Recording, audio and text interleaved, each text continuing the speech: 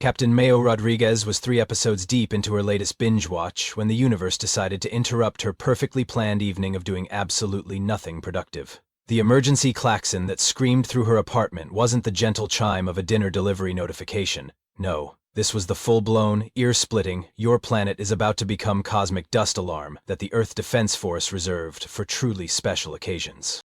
"Oh, come on," Maya groaned, not bothering to pause her show. "I literally just got comfortable."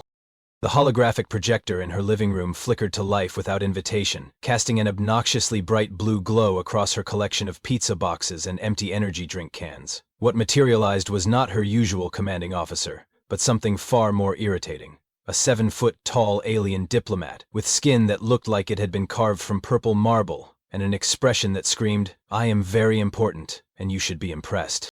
"Greetings, humans of the third planet," the alien began, its voice carrying the kind of pompous authority that made Maya want to roll her eyes so hard they'd fall out of her head. "I am Ambassador Quentera of the Galactic Confederation. We have traveled across the void to deliver this message." Maya reached for her phone and started scrolling through food delivery apps. Thai food sounded good, maybe Indian. Definitely something with enough spice to make her forget about whatever cosmic nonsense was about to unfold. "Your species has been found guilty of unauthorized expansion, cultural contamination, and the grievous crime of existing without proper documentation," Quintara continued, apparently oblivious to Maya's complete lack of attention. "The Confederation hereby demands your immediate surrender or face total annihilation." "Uh-huh," Maya mumbled, adding spring rolls to her cart. "And when exactly is this annihilation supposed to happen? Because I've got a dentist appointment on Thursday and I really can't reschedule again?" The ambassador's holographic form flickered with what might have been indignation. "You will present your finest military commander for formal combat negotiations in 72 of your Earth hours. Should you fail to comply, our fleet will reduce your planet to its component atoms." Maya finally looked up from her phone, blinking slowly. "Wait, did you just say you want our finest military commander? Because if that's supposed to be me, I have some bad news about humanity's standards. The Confederation does not engage in jest, human. Prepare for war." The hologram vanished, leaving Maya alone with the gentle hum of her air conditioning and the distant sound of her neighbor's dog barking at absolutely nothing. She sat there for a moment, processing the fact that she'd just been formally challenged to save the entire human race, then shrugged and hit the order button on her phone. "These 72 hours, she said to herself, settling back into her couch. "That's like 3 whole days. I can definitely finish this series by then." Her phone buzzed almost immediately, not with a food delivery confirmation, but with approximately 17 missed calls from Admiral Chen and a text message that contained enough capital letters and exclamation points to power a small city. Maya glanced at it, sighed, and put her phone face down on the coffee table. The universe could wait until after dinner. After all, if she was going to save humanity, she was going to need proper sustenance, and maybe a nap. The fate of Earth was in her hands, and frankly, Earth should probably be worried about that. Maya had managed exactly 43 minutes of blissful ignorance before her front door exploded inward. Not literally exploded, though that might have been less dramatic than Admiral Chen storming through it like a caffeinated hurricane, followed by what appeared to be half the Pentagon's dress code enforcement division. "Rodriguez!" Chen barked, his face approximately the color of a ripe tomato. "What part of save humanity translates to ignore 17 emergency calls?" Maya didn't look up from her pad thai. "The part where I was eating dinner. You know, maintaining my strength for the whole planet-saving thing you've got planned. We have less than 71 hours to prepare for the most important military engagement in human history," Chen continued, gesturing wildly at the small army of tailors, stylists, and what looked like a professional photographer who'd somehow squeezed into her living room. "And you're sitting here in pajamas, watching reality TV." "First of all, these are comfort clothes, not pajamas," Maya corrected, gesturing at her oversized hoodie and sweatpants. "Second, this is a documentary about people who marry strangers. It's educational. Third, what exactly are all these people doing in my apartment?" A woman with a clipboard and the dead-eyed stare of someone who'd styled politicians stepped forward. "Captain Rodriguez, I'm Vivian from the Defense Department's Image Consulting Division. We need to discuss your presentation for the negotiations." Maya finally paused her show, if only to stare at the woman with the kind of bewildered expression usually reserved for people who'd just been told that gravity was optional. "My presentation?" "Your uniform, your posture, your hair," Vivian rattled off, consulting her clipboard like it contained the secrets of the universe. You're representing the entire human species. We need you to look professional, authoritative, intimidating. I am intimidating, Maya said, taking another bite of noodles. I once made a Martian warlord surrender by explaining compound interest to him for 3 hours. Admiral Chen rubbed his temples like he was trying to massage away a migraine. Maya, please, just once, can you pretend to take this seriously? I am taking it seriously, Maya replied, finally standing up and stretching. Which is exactly why I'm not going to let you dress me up like some kind of military action figure. You want me to negotiate with aliens? Fine, but I'm doing it my way. She walked to her closet, ignoring the collective gasp from the styling team as she bypassed the freshly pressed dress uniforms they'd brought, and pulled out a pair of cargo shorts that had seen better decades, a faded band t-shirt from a concert she'd attended in college, and her favorite pair of flip-flops. Captain Rodriguez, Vivian said, her voice climbing several octaves into what could only be described as barely controlled panic. You cannot possibly be serious. Dead serious, Maya confirmed, holding up the flip-flops. These babies have been with me through 4 different intergalactic incidents, 2 diplomatic crises, and 1 really awkward first date. They're my lucky shoes. Jenkins, her long-suffering assistant, finally found his voice. Ma'am, with all due respect, those aren't even shoes. They're foam held together by hope and what appears to be duct tape. Exactly, Maya grinned. That's what makes them perfect. Admiral Chen looked like he was about to have an aneurysm. Maya, the fate of humanity depends on making a good first impression. Chen, my friend, Maya said, patting his shoulder with the kind of condescending affection usually reserved for confused pets. The fate of humanity depends on me doing what I do best. And what I do best is win battles while everyone else is still arguing about the dress code. She headed toward her bedroom, pausing only to grab another spring roll.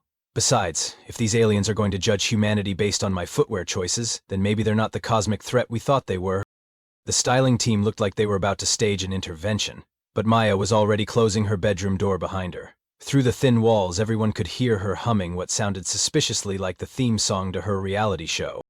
Admiral Chen stared at the closed door, then at the flip-flops Maya had left on the coffee table like some kind of tactical weapon.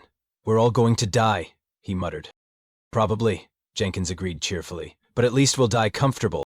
The neutral space station looked exactly like what you'd expect from a committee of aliens with no sense of interior design and way too much time on their hands. Everything was gleaming chrome and uncomfortable angles, like someone had decided that the future should be as aggressively hostile to human comfort as possible. Maya flip-flopped through the pristine corridors, her rubber soles making an obscenely cheerful slapping sound against the polished floors. The noise echoed through the sterile hallways like a percussion section that had gotten lost on the way to a beach party. Captain Rodriguez? Jenkins whispered urgently, speed-walking to keep up with her leisurely pace. Perhaps we could discuss some basic diplomatic protocols before we meet with the Confederation representatives?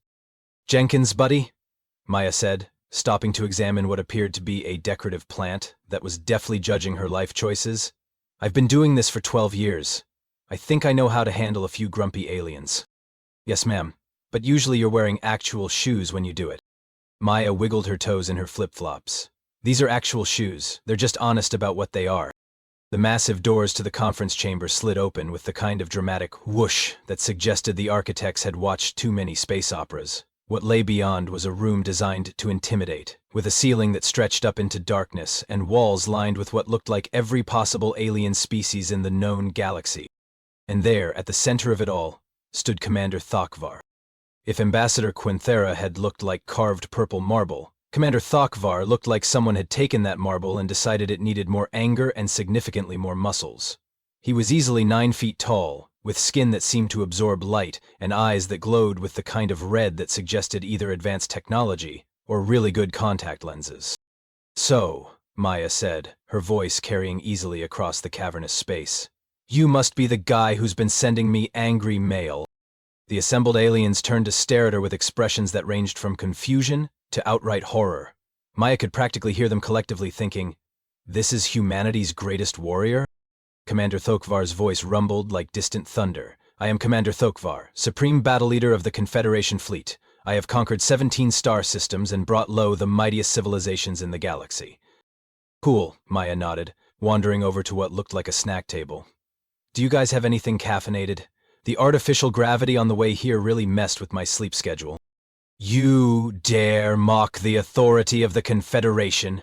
Thokvar's voice rose to a roar that probably registered on seismic equipment 3 systems away. Maya found what might have been space coffee and took a sip. It tasted like motor oil mixed with disappointment. I'm not mocking anything. I'm just tired and slightly undercaffeinated. It's not personal. Behold the weakness of humanity, Thokvar announced to his assembled audience, gesturing at Maya like she was a particularly disappointing science experiment. They send us a child in beach attire, too foolish to understand the gravity of their situation. Actually, Maya said, settling into a chair that was clearly designed for someone with a completely different skeletal structure. I'm 34, these are cargo shorts, and I understand the gravity just fine. It's about 0.8 Earth standard, which explains why everyone here looks like they're trying not to float away. A ripple of whispers spread through the alien delegation.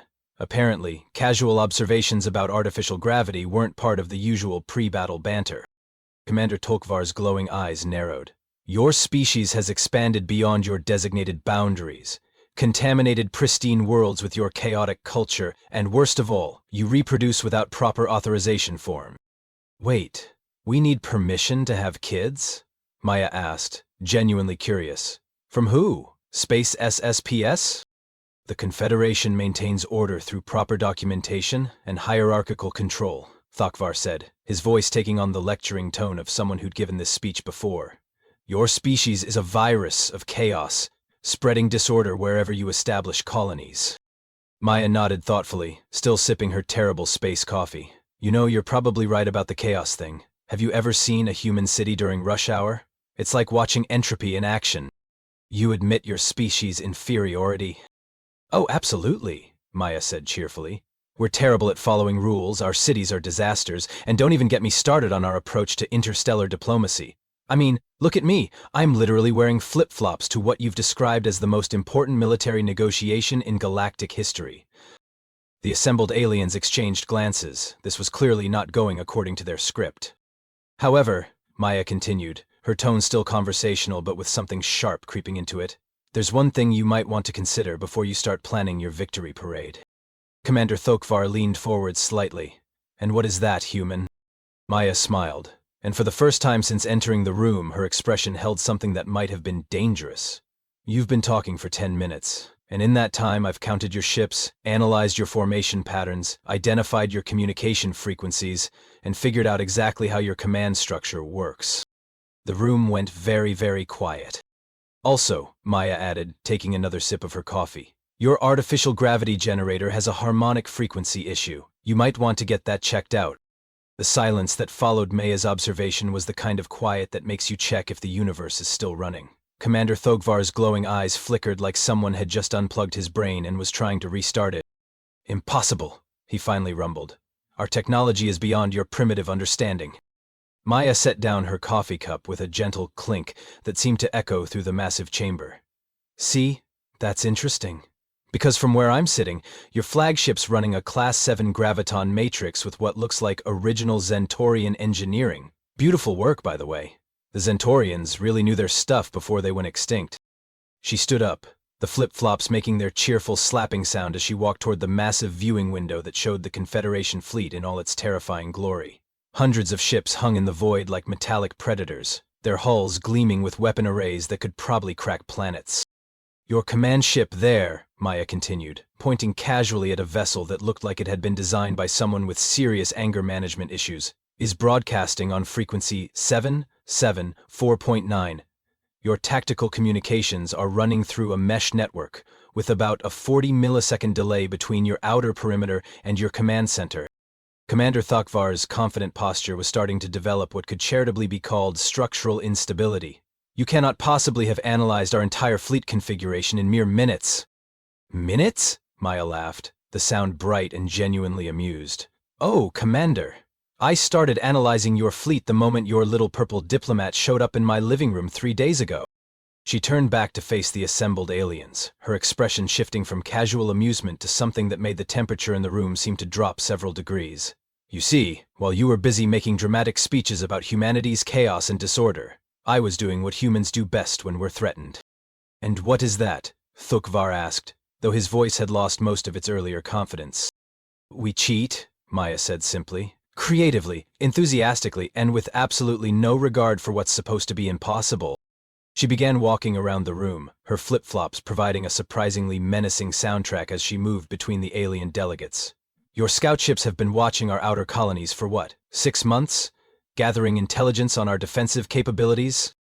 A few of the aliens exchanged nervous glances. Maya smiled. What you didn't notice is that every single one of those colonies has been broadcasting a very specific pattern of subspace fluctuations.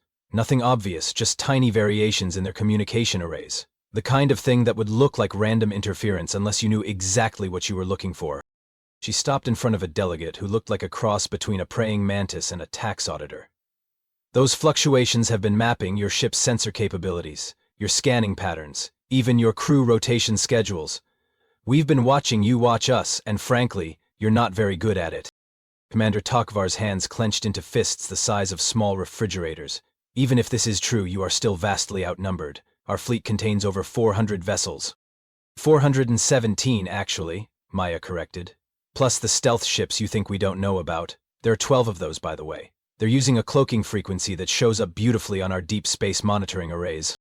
She walked back to the window, gazing out at the fleet with the kind of casual interest you might show a mildly entertaining cloud formation. You know what the really funny part is? You could have just asked us to join your little confederation. We probably would have said yes. Humans love joining clubs, especially clubs that let us explore new star systems and meet interesting alien species.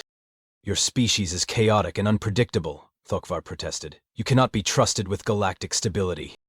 Ah, we're absolutely chaotic, Maya agreed. But here's the thing about chaos, Commander.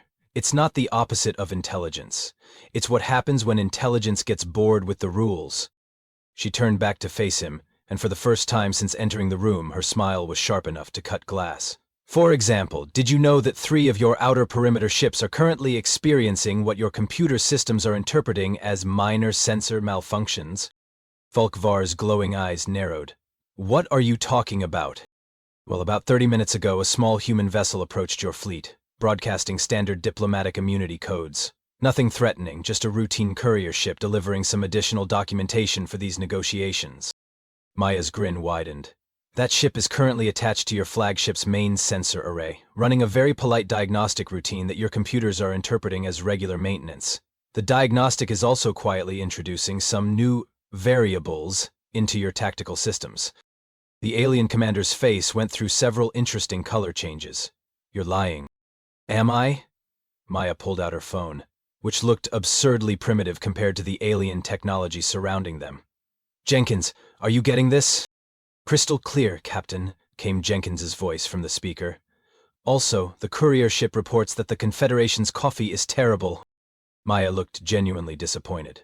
I told you guys that stuff tastes like motor oil. You really need to work on your hospitality.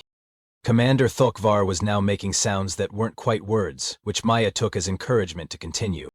The beautiful thing about chaos, she said, settling back into her uncomfortable chair, is that it's really hard to defend against. You can plan for logical attacks, predictable strategies, conventional warfare. But how do you plan for someone who shows up to a military negotiation in flip-flops and spends the first 10 minutes critiquing your artificial gravity? She took another sip of her terrible coffee and made a face. Seriously, though, this stuff is awful. Do you have any tea? The question about tea seemed to break something fundamental in Commander Thokvar's brain. Here was this human, this impossibly casual creature in rubber footwear, casually dismantling his entire military operation while complaining about beverage quality. You think this is some kind of game? He roared, his voice shaking dust from the ceiling fixtures. Maya looked up from her phone, where she appeared to be scrolling through what looked suspiciously like social media. Oh, absolutely not. Games have rules. This is more like interpretive dance. Except instead of artistic expression, we're expressing the fundamental absurdity of trying to threaten a species that considers bureaucracy a form of extreme sport. She stood up again, the flip-flops announcing her movement with their trademark cheerful slapping. Speaking of which, I have a question about your invasion timeline. You mentioned reducing our planet to component atoms, which sounds very thorough and professional. But I'm curious about your paperwork. Paperwork? The question came from one of the smaller aliens, a creature that looked like it had been designed by someone who really liked tentacles and anxiety. Oh yes, Maya said, warming to her subject like a professor who'd just found the perfect teaching moment. Galactic law is very specific about planetary destruction protocols. You need environmental impact assessments, refugee relocation plans, salvage rights documentation, and of course, the proper genocide permits. The tentacled alien made a sound that might have been choking. Genocide permits? Form 27-Q. Form 27-Q. Maya recited cheerfully. Filed in triplicate with the Galactic Ethics Commission, the Interstellar Court of Justice, and the Universal Bureau of Really Bad Ideas. The waiting period alone is usually about 14 standard months. Commander Thokvar's glowing eyes were now pulsing in what appeared to be the alien equivalent of a stress headache. We are the Confederation. We do not require permits. Oh, but you do, Maya said, pulling out what looked like a tablet computer but was probably something much more dangerous. Because 3 days ago, while you were busy making dramatic speeches about human inferiority, the Earth Defense Legal Department filed a formal complaint with the Galactic Court. She swiped through several screens, her flip-flops tapping against the floor in a rhythm that was becoming increasingly ominous. Turns out, threatening to destroy a planet without proper documentation is considered a Class A administrative violation. The fine alone is about 17 billion galactic credits. This is preposterous, Thokvar sputtered. We have never heard of such regulations. Really? Maya looked genuinely surprised. Because according to Galactic Legal Code Section 4000 and something very boring, any species that operates more than 50 military vessels in international space automatically falls under Administrative Oversight Protocol. You guys have been filing quarterly reports for the past 6 years. The silence that followed was the kind of quiet that happens when an entire room full of advanced alien civilizations realizes they've been out-bureaucratized by a species that still uses paper money. Furthermore, Maya continued, clearly enjoying herself now, your current military formation violates about 47 different traffic safety regulations. You're blocking 3 major shipping lanes, you don't have proper running lights on half your vessels, and I'm pretty sure that dreadnought over there is parked in a no-standing zone. Commander Thokvar looked like he was about to have what humans would recognize as a complete nervous breakdown. You cannot possibly regulate warfare through administrative procedure. Watch me, Maya said, her grin now approaching what could only be described as weaponized cheerfulness. Jenkins, are you still there? Present and accounted for, Captain. Did the Galactic Traffic Authority receive our complaint about the Confederation's parking violation? Filed and processed, ma'am. They're issuing citations as we speak. Maya turned back to the assembled aliens, who were now looking at each other with expressions that ranged from confusion to existential crisis. The beautiful thing about chaos isn't that it's unpredictable. It's that it finds the one thing you never thought to defend against. She began walking around the room again, but this time her casual stroll had the energy of a predator circling wounded prey. You prepared for military combat, you prepared for diplomatic negotiations, you prepared for technological warfare, but did you prepare for someone who would turn your own administrative systems against you? This is madness, whispered one of the aliens. No, Maya corrected. This is Tuesday. Madness is what we do on weekends. Commander Thokvar's voice had lost all its earlier thunder. What do you want? Well, first I want some decent coffee. This stuff really is terrible. Maya gestured at her cup. Second, I want you to understand something very important about humans. She stopped in front of the viewing window again, looking out at the massive fleet that was now, apparently, accumulating parking tickets. We didn't become the dominant species on our planet by being the strongest or the fastest or the smartest. We became dominant because we're the most ridiculously persistent creatures in the known universe. Persistence? Thokvar's voice cracked slightly. Oh yes, Maya said, her voice taking on an almost dreamy quality. We will chase you to the ends of the galaxy, through dimensions that don't have names, past the heat death of the universe itself, just to hand you a strongly worded complaint about your customer service. She turned back to face him, and her smile was now less weaponized cheerfulness and more like the grin of someone who'd just realized they were holding all the cards in a game the other players didn't even know they were playing. We will bureaucrats you to death, Commander. We will file forms until your filing systems collapse under the weight of our paperwork. We will schedule meetings about scheduling meetings, about the meetings we need to schedule. Commander Thokvar made a sound that might have been a whimper. And we will do it all, Maya concluded, while wearing flip-flops and complaining about the coffee. The moment when Commander Thokvar's shoulders sagged in defeat was so profound that Maya almost felt sorry for him. Almost. But then she remembered that he'd interrupted her Netflix binge with threats of planetary annihilation, and the sympathy evaporated like morning dew on a particularly vindictive summer day. "What are your terms?" Thukvar asked, his voice carrying the defeated tone of someone who'd just realized that evolution had played a cosmic joke on his entire species. Maya pretended to consider this, tapping her chin thoughtfully while her flip-flops made small squeaking sounds against the polished floor. "Well, first, I want that shiny badge you're wearing. It looks important, and I collect interesting things." "You want my command insignia?" The question came out as a squeak that would have been embarrassing if Thokvar had possessed any dignity left to be embarrassed about. "It's very sparkly," Maya said seriously. "My collection needs more sparkly things. I've got a Martian war helmet, a Proximan peace treaty signed in what I'm pretty sure is alien blood, and a really nice rock from Europa. Your badge would fit right in." Commander Thokvar looked down at the ornate symbol of his rank, a complex geometric pattern that probably represented centuries of military tradition and honor. With shaking hands, he unclasped it from his uniform and held it out like he was offering his own heart for dissection. Maya accepted it with the casual grace of someone picking up their dry cleaning. "Thanks, this is gonna look great on my coffee table." "Is that all?" Thokvar's voice held a tiny thread of hope, like maybe, just maybe, this nightmare would end with only minor humiliation. "Oh, heavens no," Maya said, examining the badge with genuine appreciation. "I also want your entire fleet to file proper flight plans with Earth Traffic Control before you leave our solar system. And I want a formal apology to the Galactic Ethics Commission for the whole threatening genocide without permits thing." She paused, struck by sudden inspiration. "Oh, and I want your recipe for this coffee.